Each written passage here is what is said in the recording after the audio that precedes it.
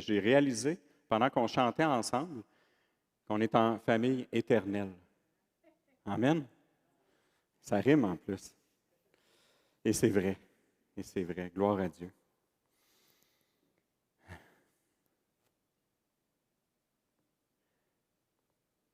Alors, on va s'assurer que ces bébelles-là marchent. Et ça va marcher. Alors, ce matin, dans notre série de prédications, pour connaître qui est Jésus dans l'Évangile de Jean, on a découvert en Jésus le plus grand héros que la terre peut connaître. En effet, Jésus, c'est le seul à pouvoir réconcilier le monde avec Dieu. Et on a vu Jésus être persécuté plusieurs fois à cause de ça.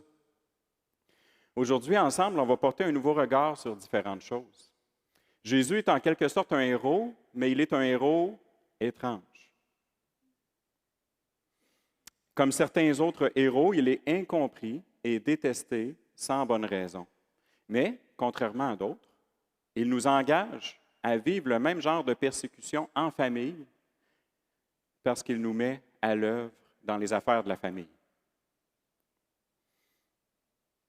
Dans le passage d'aujourd'hui, le chapitre 15, à partir du verset 18, jusqu'au chapitre 16, verset 4, Jésus nous parle de notre propre persécution.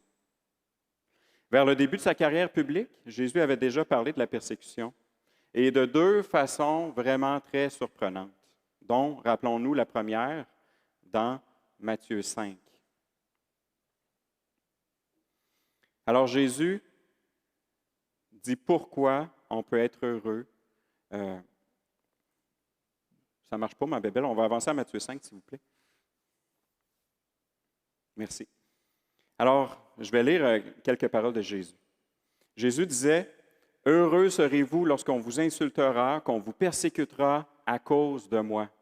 Réjouissez-vous et soyez dans l'allégresse, parce que votre récompense sera grande au ciel. » Et pourquoi? Parce qu'on a traité d'autres prophètes comme ça avant vous. Alors Jésus dit pourquoi on peut être heureux dans la persécution, traiter comme les prophètes et avoir des grandes récompenses au ciel. Et on se sent un peu déconnecté par rapport à tout ça. Mais ce n'est pas à ce moment-là que Jésus fournit les autres raisons pour lesquelles on peut choisir d'accepter la persécution. Non seulement Jésus nous déclare heureux de souffrir persécuté, mais en plus, il nous parle de ça d'une deuxième façon vraiment surprenante. Il nous appelle à répondre à la haine de nos persécuteurs. Comment? Par l'amour. L'amour en prenant soin de nos persécuteurs. Et ça, c'est pas facile à accepter, hein? Aujourd'hui, je vous dis d'avance, on va prendre un temps de prière à 4 moments différents.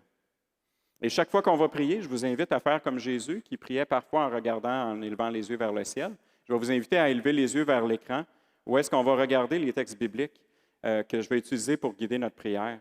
Parce que les choses que je vais dire dans les prières, des fois, vont porter un nouveau regard sur notre compréhension de la Bible. Puis là, peut-être qu'on pourrait être déstabilisé, mais là, on va voir les mots à l'écran de la Bible, puis on va dire « Ah, OK, ça vient de là, c'est pour ça qu'il dit ça. » Donc, voici, je vous invite à prier maintenant avec les textes de Matthieu 5 et Hébreux 12. Seigneur, tu nous demandes d'aimer nos ennemis, de bénir et de faire du bien à ceux qui nous détestent et de prier pour ceux qui nous persécutent, afin que nous soyons les fils et les filles de toi, notre Père céleste. Et parce que tu prends soin des méchants, des bons, des justes et des injustes, tu veux qu'on soit parfait comme toi-même, tu es parfait. Aujourd'hui, Seigneur, à travers un enseignement difficile à accepter au sujet de notre persécution, comme les héros de la foi qui ont été persécutés avant nous, aide-nous à courir avec persévérance l'épreuve qui nous est proposée, en gardant les regards sur toi, Jésus, qui fait naître la foi et l'amène à la perfection. Toi qui as accepté de souffrir la croix en méprisant la honte de la croix, en échange de la joie qui t'était réservée. Et Seigneur, cette joie-là nous est réservée aussi à nous qui souffrons parfois dans la persécution. Alors gardons les yeux sur toi, Seigneur. Amen.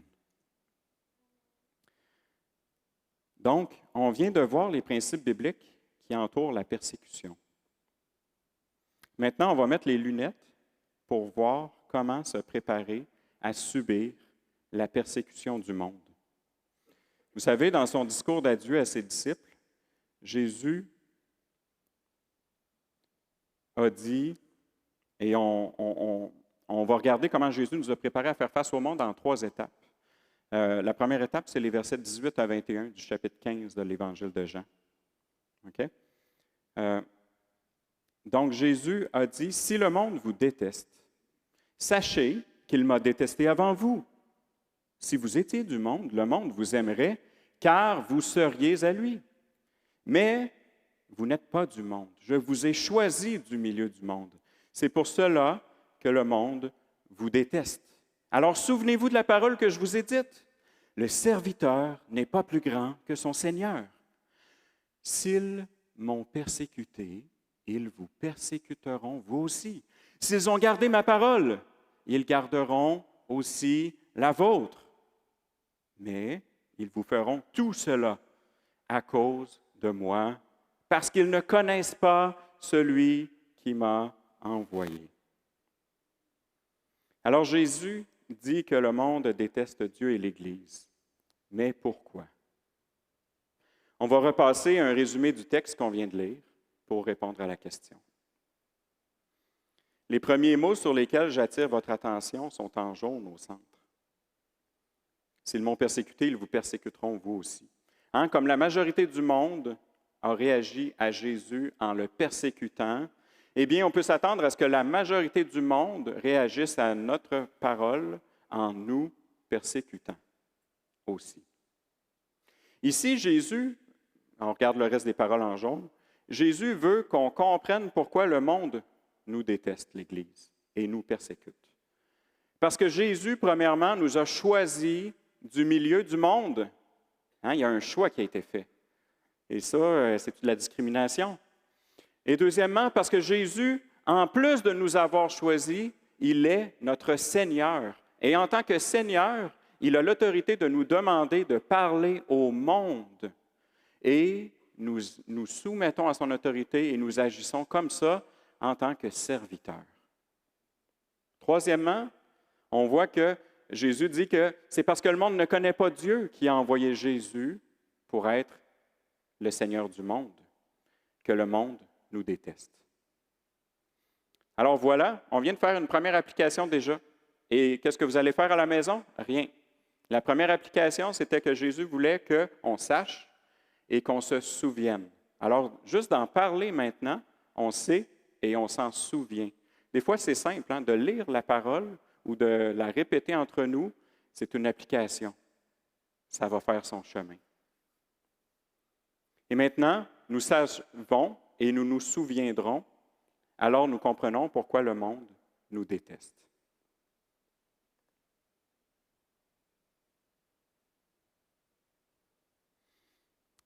Donc, Jésus nous a préparés à faire face au monde qui déteste Dieu et l'Église, et on comprend pourquoi. On va lire les 3-4 prochains versets maintenant du discours de Jésus, le discours d'adieu, ou plutôt une partie du discours. Alors Jésus continue en parlant, il dit, « Si je n'étais pas venu et si je ne leur avais pas parlé, ils ne seraient pas coupables. Mais maintenant, ils n'ont aucune excuse pour leurs péchés. Celui qui me déteste aussi mon Père. » Et il surenchérit en continuant, il dit, « Si je n'avais pas fait parmi eux des œuvres qu'aucun autre n'a faites, ils ne seraient pas coupables. Mais maintenant, ils les ont vus et ils nous ont détestés, moi et mon Père. C'est ainsi que s'accomplit la parole écrite dans leur loi. Ils m'ont détesté sans raison, sans bonne raison. » Le monde, frères et sœurs, est coupable. Il n'a aucune excuse pour son péché. Et pourquoi? Parce que ses raisonnements sont mal éclairés. Le monde ne tient pas compte de la vérité. La vérité devrait l'entraîner à aimer Dieu. Jésus a fait des miracles d'amour. On l'a lu dans les évangiles, en quantité, on pourrait dire quantité industrielle. Et le monde réagit comment? Avec la haine envers Dieu. il déteste Jésus et son Père alors qu'il a fait ces œuvres-là. Donc, nous réalisons que le monde est coupable d'un très grave péché.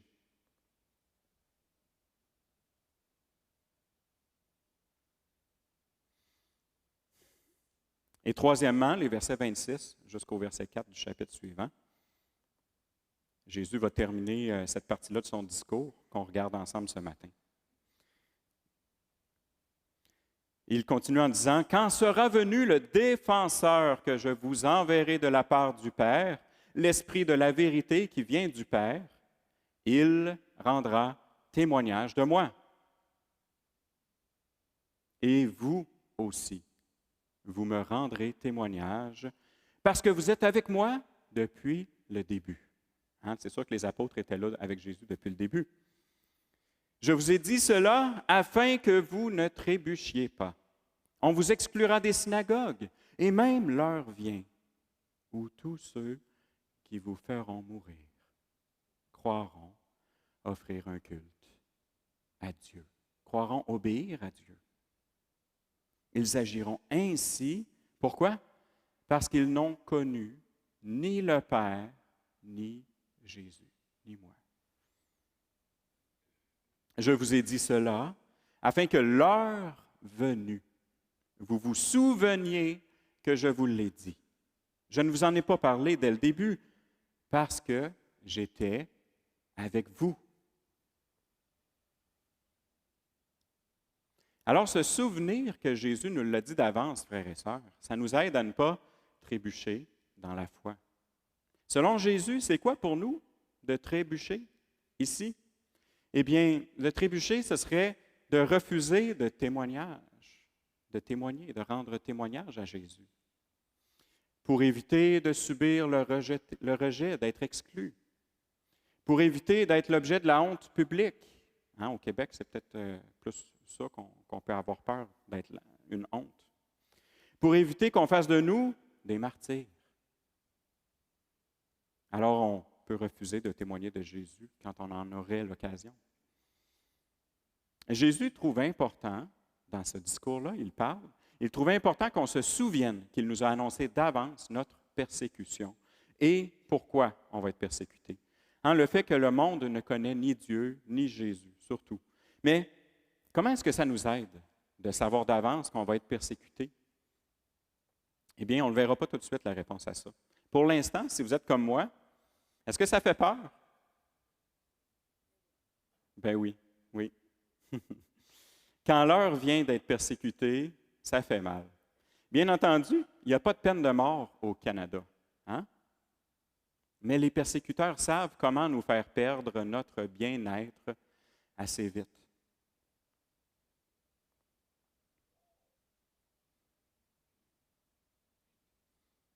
Alors, on a vu comment Jésus nous a préparés à faire face au monde en 3 étapes, en reconnaître et à comprendre pourquoi le monde déteste Dieu et l'Église, le fait que le monde est gravement coupable et qu'il va aller très loin dans sa persécution de l'Église. Et Jésus veut qu'on s'en souvienne de toutes ces choses-là. Il nous l'a dit d'avance. Et maintenant, on a besoin d'exemples un peu.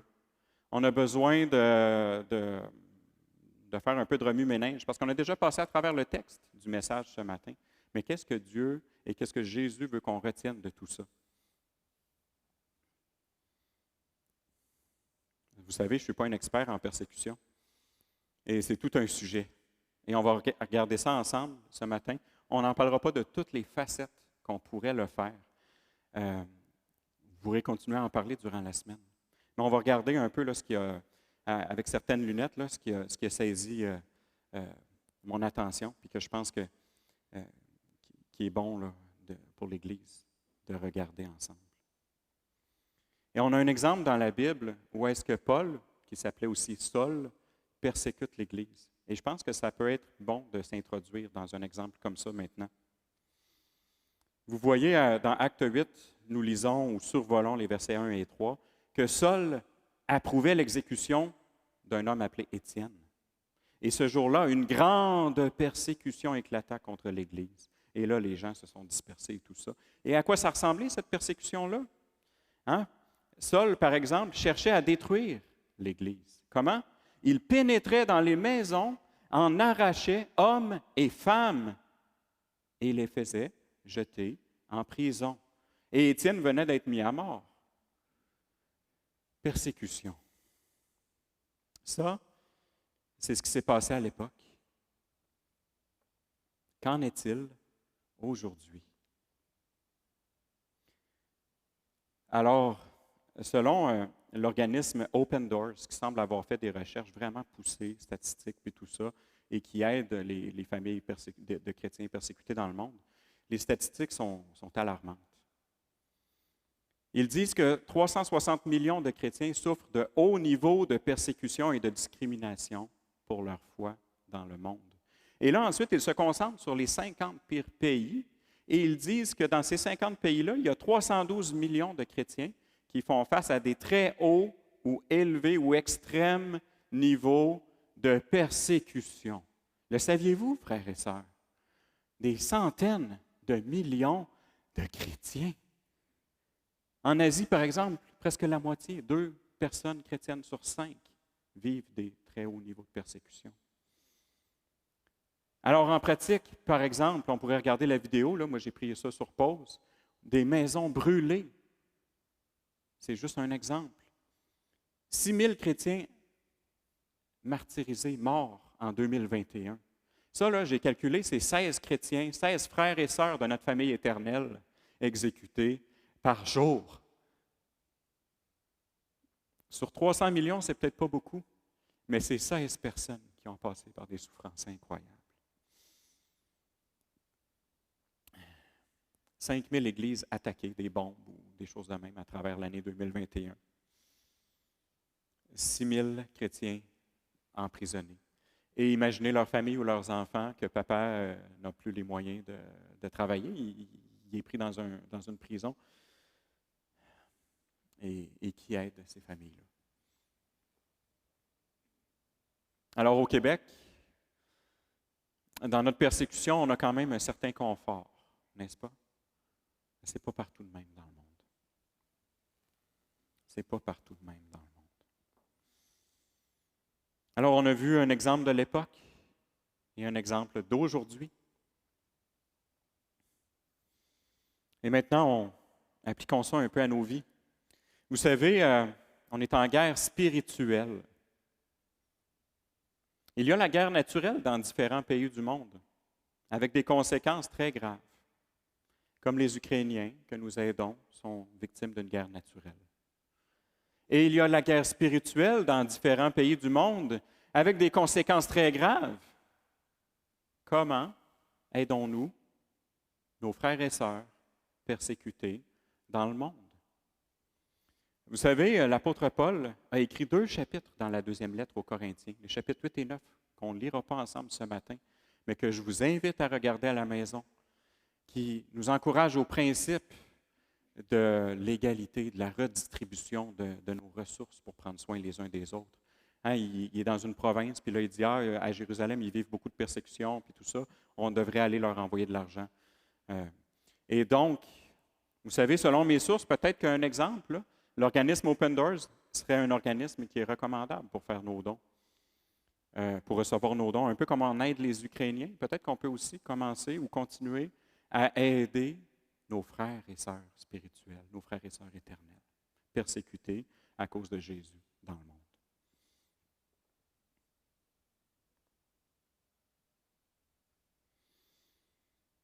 On peut aussi nous lamenter en faveur de nos frères et de nos sœurs. On peut intercéder pour eux. Est-ce que tu as vécu de l'anxiété dans les propos de la persécution pendant que j'en parlais dans les dernières minutes? Tu sais, tu peux peut-être garder cette anxiété-là et la rediriger vers Dieu en faveur de tes frères et sœurs ailleurs qui souffrent énormément. Les psaumes passent beaucoup de temps à prier Dieu à cause des ennemis et des persécuteurs. Puis des fois, on prie ça, puis on lit ces psaumes-là, puis on dit « Seigneur, je ne comprends pas à quoi ça s'applique à ma vie. » Eh bien, on peut peut-être apprendre à prier ces psaumes-là en faveur de nos frères et sœurs. Alors, je vous invite, en gardant les yeux ouverts, à prier avec moi. Père, que ton nom soit reconnu pour saint, que ton règne vienne. Donne-nous, à nous et à nos frères et sœurs chrétiens persécutés dans le monde, chaque jour, notre pain quotidien. C'est facile pour nous de l'avoir au Québec. C'est moins facile ailleurs. Ils sont plus nombreux que les cheveux de nos têtes, ceux qui nous détestent sans raison. Ils sont puissants, ceux qui sont à tort, nos ennemis. Ils sont à tort, nos ennemis, et qu'ils ne se réjouissent pas à notre sujet, au sujet de nos frères et de nos sœurs. Ils nous détestent sans raison, ils les détestent sans raison, et qu'ils ne les insultent pas du regard. Juge-les, pas les ennemis, juge nos frères et nos sœurs conformément à ta justice, qu'ils ne se réjouissent pas, leurs ennemis, à leur sujet, qu'ils ne disent pas, nous avons réussi à les anéantir. Et que tous ensemble, ils soient dans la honte et rougissent, ceux qui se réjouissent de notre malheur, ceux qui s'attaquent à nous, mais d'un autre côté, qu'ils aient de l'allégresse et de la joie, ceux qui prennent plaisir à voir nos frères et nos sœurs être justifiés. Et nous pourrons dire sans cesse que l'Éternel, que tu es grand, toi qui veux la paix de tes serviteurs. Seigneur, on se rappelle que tu es venu non pour juger le monde, garde-nous de juger les persécuteurs. Tu es venu pour sauver le monde. Aide-nous à garder un regard d'amour sur le monde, au milieu de toute cette haine. Alors, frères et sœurs, amen. Nous sommes en réaction. Dans tout ce qu'on vient d'appliquer dans les dernières minutes, on était en réaction à la haine du monde contre nos frères et nos sœurs. Et contre nous parfois, hein? On n'est pas toujours à l'abri de la persécution, c'est sûr. Et Dieu n'a pas qu'un plan de réaction pour les chrétiens et pour l'Église. Pour l'Église, Dieu a un plan proactif. Et c'est ce qu'on va regarder ensemble dans les prochaines minutes. En survolant à nouveau Jean 15 et 16 rapidement, on va mettre une deuxième paire de lunettes avec une couleur différente. Jésus nous a préparés en 3 étapes à faire face au monde qu'il a tant aimé. Au verset 19 et 20, Jésus disait « Je vous ai choisi du milieu du monde ». Et quand il disait ça, eh bien, si on prend nos lunettes de théologie biblique, là, j'utilise un grand mot, dans la Genèse, Dieu a choisi Abraham. Toutes les nations du monde étaient rebelles à Dieu. Il n'y en avait aucune qui suivait Dieu. Et Dieu a choisi Abraham pour faire de lui un nouveau peuple, une nouvelle nation qui connaîtrait Dieu, à qui il se révélerait et qui apporterait la lumière de la connaissance de Dieu dans le monde. Et ainsi, Dieu voulait nous bénir, nous, au Québec, des milliers d'années plus tard, pas 2000, mais beaucoup plus. Il voulait nous bénir comme ça. Et lorsque Jésus dit « Je vous ai choisi, vous les apôtres, qui êtes la racine de l'Église, du milieu du monde », il est comme en train de les mettre en parallèle avec Abraham. Puis on comprend par là que par les apôtres et par les disciples qui ont suivi depuis 2000 ans, Dieu veut bénir le monde. Bénir le monde. Choisi pour être une bénédiction. Alors on comprend un peu plus aussi pourquoi le monde nous déteste maintenant, avec cette deuxième paire de lunettes.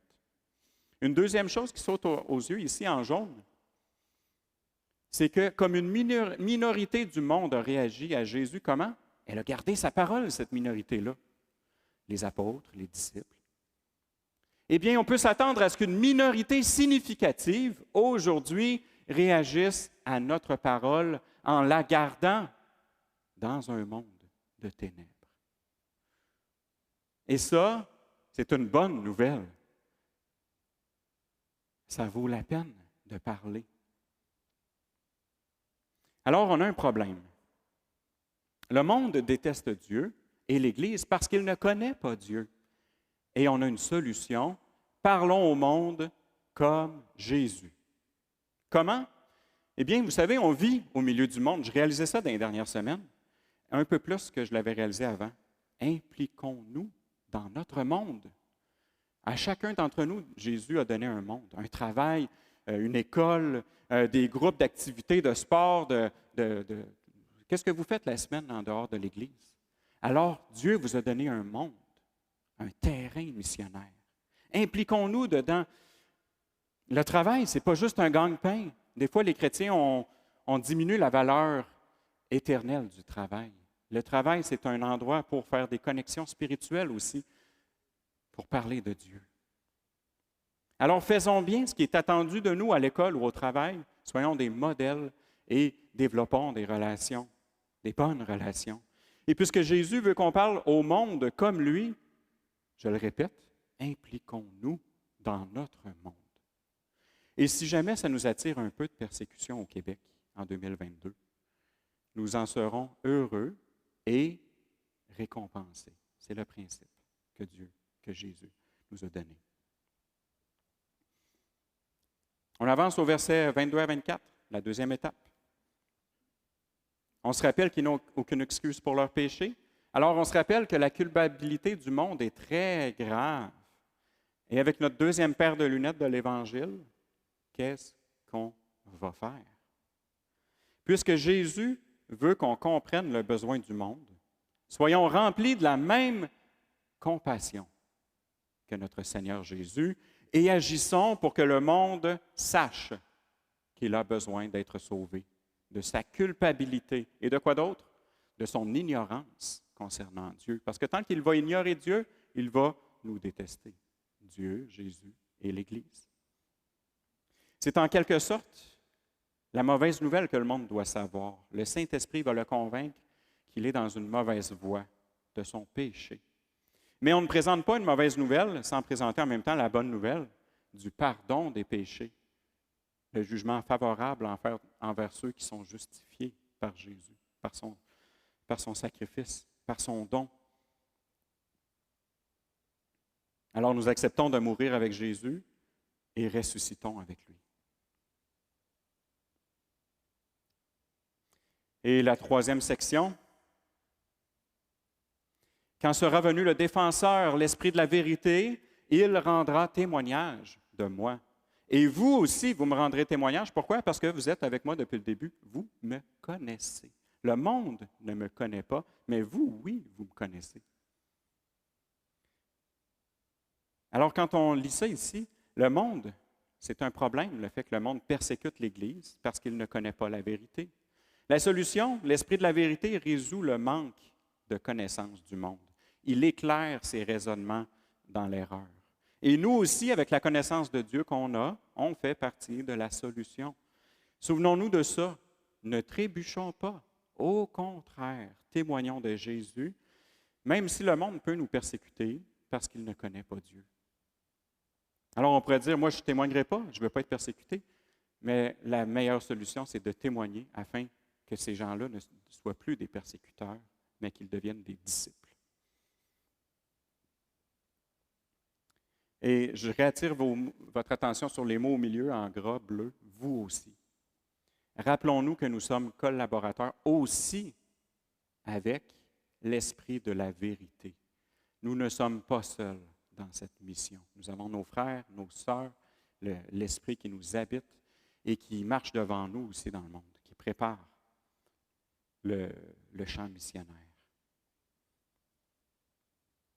Donc, puisque Jésus veut qu'on témoigne de lui-même dans la persécution, apprenons à le faire malgré les risques. Soyons des serviteurs qui persévèrent sur la terre, gardant les yeux fixés vers le ciel, sur la joie qui nous est réservée dans le ciel. On peut avoir des moments de joie dans la persécution sur la terre, et on en a des plus grands encore qui nous attendent au ciel, qui nous sont réservés. Malgré tout, quand je mentionne les risques, comment est-ce qu'on se sent? Ça peut paraître décourageant, hein? Peut-être. C'est pour ça que Dieu a permis que les apôtres soient beaucoup persécutés avant nous, entre autres, pour qu'ils puissent nous fournir des bons exemples et des bons encouragements. Et donc maintenant, on va porter un nouveau regard sur une diversité d'exemples bibliques, un peu comme on a fait tantôt. Comme les apôtres, on est invités à tout prix à faire connaître Jésus au monde qui déteste Dieu. Regardons l'étincelle qui a lancé la réaction domino en chaîne. Ça commence avec un don de Dieu. Dieu a tant aimé le monde qu'il a donné son Fils unique, afin que quiconque croit en lui ait la vie éternelle. Hein? Pas la mort, la vie éternelle. Le monde, quand on le lit dans ce verset-là maintenant, avez-vous une image plus raide du monde? Ce n'est pas les personnes, c'est l'esprit négatif, meurtrier, de haine du monde que Jésus a tant aimé, avec toutes les personnes qui le forment, qui l'habitent. Il a tant aimé ces personnes-là, malgré cette haine-là, qu'il a donné son Fils. Et ça, c'est une bonne nouvelle, parce que Dieu donne lui-même. C'est incroyable, c'est l'Évangile. Là, je suis en émotion, moi, ça m'arrive, là. Devant la grandeur de l'amour de Dieu, on est surpris, on est saisi. Dieu, Jésus, est un leader qui ne nous demande pas de faire quelque chose qu'il n'était pas prêt à faire lui-même. Il était prêt à passer par la mort. Il était prêt à être moqué, puis rire de lui, puis tout ce qu'on peut vivre au Québec aussi. Il était prêt à tout ça. Et Dieu était prêt à le donner, son Fils unique. Et Jésus, ce Fils unique, comprenait bien l'amour de Dieu pour le monde. Hein? Il était en bonne relation avec son Père, n'est-ce pas? Et au pire de sa persécution, lorsqu'il était pendu à la croix, Jésus a prié pour ses persécuteurs. Père, pardonne-leur, car ils ne savent pas ce qu'ils font. Ils ne savent pas. Avec notre nouvelle paire de lunettes, on réalise que le fait que le monde ne sait pas, ça fait partie de l'équation de ce que Jésus voit comme étant un problème. Il ne le sait pas. Est-ce qu'il pourrait le savoir? Qui va être là pour qu'il le sache? Jésus comprend leur ignorance pendant qu'ils sont en train de le mettre à mort. Son amour pour le monde le pousse à la plus grande compassion en leur pardonnant. Donc, Jésus accomplit l'œuvre des persécutés heureux. Il prend soin de ses persécuteurs en priant pour eux. Il a accompli ce qu'on trouvait presque impossible au début, là, tantôt, là, dans Matthieu 5. Il nous a donné l'exemple, il l'a vécu. Jésus transforme, déclenche une réaction de domino. C'est l'étincelle de Dieu dans le monde, l'étincelle qui va faire la lumière. Maintenant, prenons l'expérience de Pierre. Je ne lirai pas le texte. Vous l'avez regardé. Hein? Malgré ses bonnes intentions, on sait que Pierre a trébuché et renié Jésus. Ça peut nous arriver à nous aussi lorsqu'on cherche à éviter la persécution, de trébucher, peut-être même de dire « je ne connais pas Jésus ». Dans ce temps-là, qu'est-ce que Jésus fait? Il nous comprend et il nous relève. C'est ce qu'il a fait pour Pierre. Et donc, Pierre a reçu le Saint-Esprit qui l'a équipé pour agir de la bonne façon par la suite. Et c'est la même chose pour nous, frères et sœurs, si on a de la honte, des fois, d'avoir manqué à cet appel. Et Pierre, eh bien, il a compris certaines choses. Et c'est pour ça que je voulais vous parler de lui. Il dit au peuple, « Vous avez renié celui qui était saint et juste. Vous avez fait mourir le prince de la vie. » Hein, ça pourrait déclencher un paquet d'insultes. Mais qu'est-ce qu'il dit tout de suite après? Il dit, « Frères, je sais que vous avez agi par ignorance. » Est-ce que Pierre a compris les paroles de Jésus qu'on vient de lire il y a quelques minutes? Est-ce qu'il a médité et compris ça? Il s'en est souvenu, il le savait et il l'applique. Est-ce qu'il a médité sur les paroles de Jésus à la croix, « Père, pardonne-leur » ? Alors Pierre veut leur étendre aux assassins de Jésus le pardon de Jésus. Je sais que vous avez agi par ignorance. Changez donc d'attitude, convertissez-vous pour que vos péchés soient effacés. La bonne nouvelle, même si tu as mis à mort Jésus, hein, à cette époque-là, c'est ce qu'ils ont fait, tu peux être sauvé de ton péché. Il n'y a aucun péché trop grave. Alors, des temps de rafraîchissement viendront de la part du Seigneur Jésus, et ça m'a surpris cette parole-là, et il enverra le Messie qui vous était destiné, Jésus. Alors, d'une certaine façon, toi, aujourd'hui, en 2022, si tu ne connais pas encore vraiment beaucoup Dieu, puis que là, tu te dis, bien, réalise que le Messie, il peut venir pour toi encore aujourd'hui. Tant qu'il est aujourd'hui, tu peux l'accepter, ce Messie-là. Tu peux devenir ami de Jésus et ami de l'Église. C'est drôle, vous voyez mes notes en bas, j'ai fait une erreur à l'écran.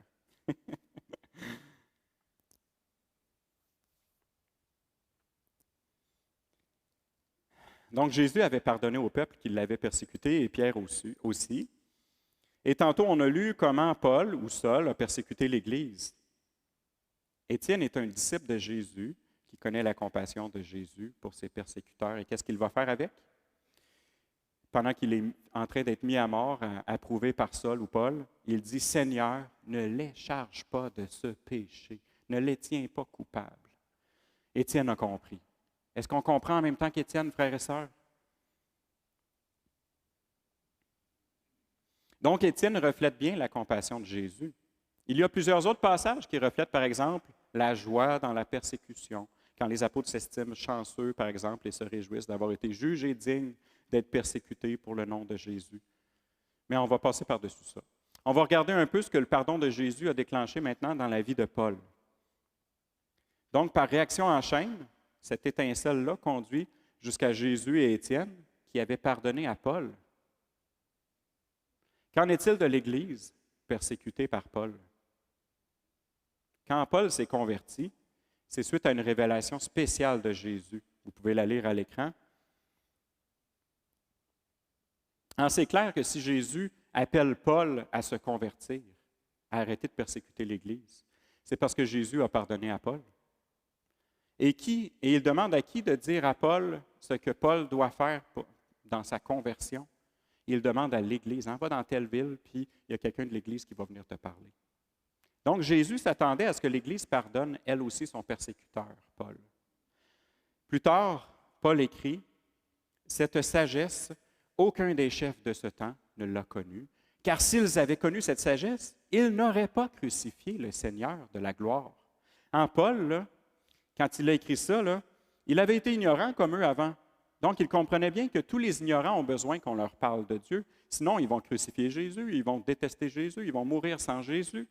C'est pour ça que Paul parlait avec autant d'audace. Il comprenait cette dynamique-là.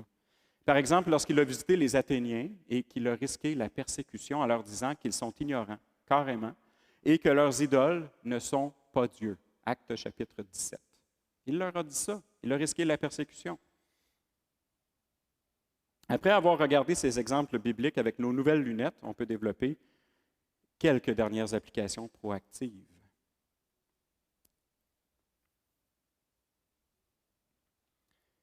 Alors, puisque le monde est en guerre spirituelle, utilisons les armes spirituelles.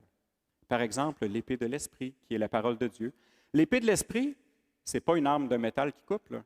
C'est la parole de Dieu. Ce n'est pas une arme de violence, mais d'amour, qui sert à sauver le monde de son ignorance concernant Dieu.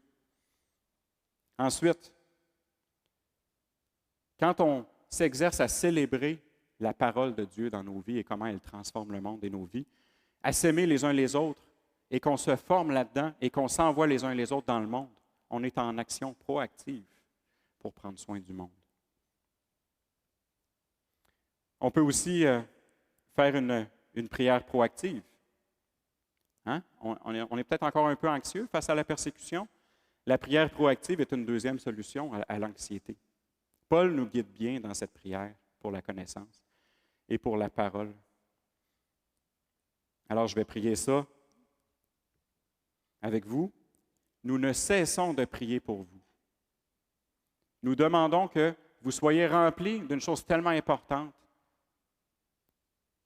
Alors, Seigneur, remplis-nous de la connaissance de ta volonté, en toute sagesse, intelligence spirituelle. Pourquoi? Parce que ça va nous permettre de marcher d'une façon digne de toi, notre Seigneur. Et ça va faire en sorte qu'on va progresser dans la connaissance de ta personne et éventuellement, on va être fortifié par ta puissance glorieuse à tout point de vue pour toujours être dans la joie et dans la persévérance au milieu des épreuves et de la persécution. Seigneur, on veut te prier aussi pour ceux qui sont en mission, on te prie de nous aider à persévérer dans la prière pour eux, en priant en même temps pour tous ceux qui parlent en ton nom, afin que tu leur ouvres une porte pour la parole, en sorte qu'ils puissent annoncer le mystère de Christ, pour lequel ils peuvent être en prison ou dans toutes sortes de persécutions. Et je te prie qu'ils puissent annoncer le mystère de Christ au milieu de ces circonstances-là d'une façon qui va faire connaître de la bonne façon ton amour. Amen. Les apôtres ont beaucoup réfléchi aux paroles de Jésus en vivant la persécution. J'invite l'équipe de louange à s'approcher. On va conclure avec une dernière prière qui survole les exhortations et les encouragements des apôtres, parce que ceux-là, on ne les a pas encore lus. En tout cas, pas beaucoup. Alors, notre Père, tes voies sont impénétrables. Tu as suscité, par exemple, Noé, ce prédicateur de la justice qui a été persécuté par l'humanité entière, qui a été en contact avec lui, et qui était là pour sauver une très faible minorité qui a gardé sa parole. Tu as suscité aussi Joseph, persécuté par ses frères et par d'autres, qui a servi à sauver plus tard ses persécuteurs de la famine et lui-même. Seigneur, tu donnes un sens, tu donnes une utilité et une gloire incroyable à nos persécutions. Quand on regarde les héros de la foi dans la Bible, on voit que par la foi, ils ont pu vaincre des royaumes, exercer la justice, faire toutes sortes d'exploits. Mais certains d'entre eux ont été torturés et ont refusé d'être délivrés de leur persécution afin d'obtenir une meilleure résurrection, eux dont le monde n'était pas digne. Seigneur, qu'est-ce que tu veux dire par là, une meilleure résurrection? Ça nous rappelle que tu disais que nous serions heureux, nous les persécutés, parce que notre récompense sera grande au ciel. Mais je réalise aussi qu'au ciel, on va être en compagnie des persécuteurs qu'on aura aidés à se convertir et qui vont nous avoir demandé pardon. Et on va tellement être contents qu'ils puissent être sauvés. Merci Seigneur, parce qu'on n'a pas besoin d'être surpris de la fournaise qui peut nous éprouver. Merci pour Pierre qui nous enseigne ça, comme si c'était étrange d'être éprouvé. Merci parce qu'on peut se réjouir au contraire de la part qu'on prend aux souffrances de notre Sauveur Jésus-Christ, afin qu'on soit aussi dans la joie et dans l'allégresse lorsque la gloire va être révélée. Seigneur, même si on est insulté à cause du nom de Christ, on apprend à être heureux parce que ton esprit de gloire repose sur nous. Merci aussi pour les encouragements de Paul qui nous rappellent que si tu es pour nous, qui pourra être contre nous? Toi qui n'as pas épargné ton propre Fils, hein? Tu l'as donné pour nous tous. Et tu intercèdes pour nous. Alors qui va nous séparer de ton amour? Est-ce que ça va être l'angoisse ou la persécution qui va nous séparer de ton amour? Hein? C'est à cause de toi que dans le monde, à chaque jour, nos frères et nos sœurs meurent. Au contraire, dans tout cela, Seigneur, nous sommes tous ensemble dans notre famille éternelle, plus que vainqueurs, grâce à toi qui nous as aimés. Loué sois-tu. Amen. Alors, je vous laisse avec l'équipe musicale.